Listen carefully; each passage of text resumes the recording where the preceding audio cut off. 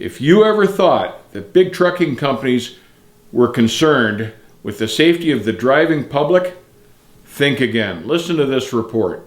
I was skimming Landline magazine the other day and I came across an article. Prevailing common sense that truck drivers with more experience are less likely to crash was confirmed by the FMCSA. We've known that as drivers, we've known that all along, but here's a federal body actually recognizing this fact. And the study is called The Analysis of Driver Critical Reason and Years of Driving Experience in Large Truck Crashes. Basically what the article says is that the FMCSA has found that the more experience the truck driver has behind the wheel, the less likely he is to be involved in an accident. And they break it down. They say the highest rate of incidents for truck drivers to have an accident is in the first 5 years of their driving. When they get to a 10-year period of driving experience, their probability of being in an accident goes down significantly. And it just keeps going to the point when a driver has 25 years of experience, the study feels that the driver is at his peak. At 25 years or more of experience, his odds of being involved in an accident are really, really quite low.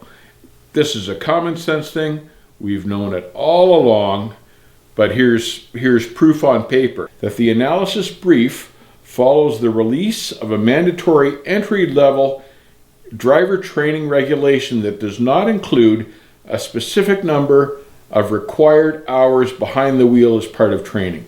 So here's proof in the study that the more time you have behind the wheel, the safer the driver is, yet they've released this driving school study that's saying, well, we don't really need to have hours behind the wheel when we're training the driver, which is just flies in the face of stupidity, and common sense is what it truly is. The FMCSA formed a committee of 26 industry stakeholders and charged them to develop the recommended framework for this final rule on driver training. In spite of the fact that 24 members of the negotiated rulemaking committee agreed that a minimum of hours behind the wheel training should be required, there were 2 dissenting members, and these members managed to get that toss from the rulemaking that the driver needed absolutely no behind the wheel training time. Who were these 2 members of the committee?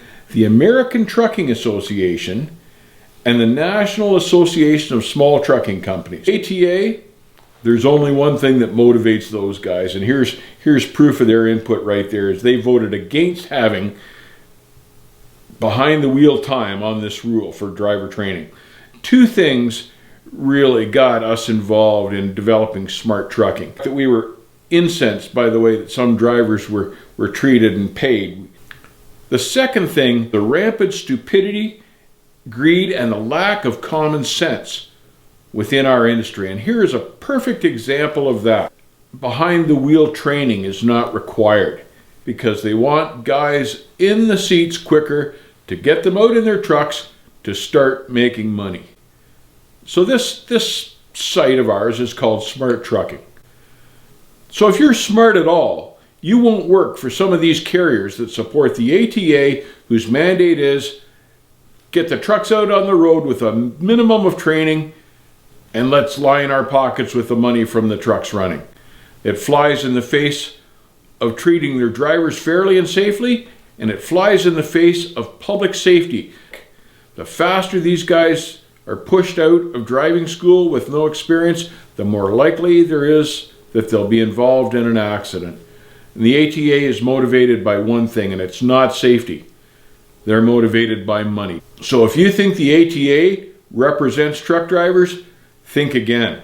The ATA represents big trucking company owners trying to make as much money as possible. It's got nothing to do with safety. I'm so impressed with this coverage from Landline in this article that I might actually join the OOIDA. In the meantime, drivers, take care, and I'll see you on the back row.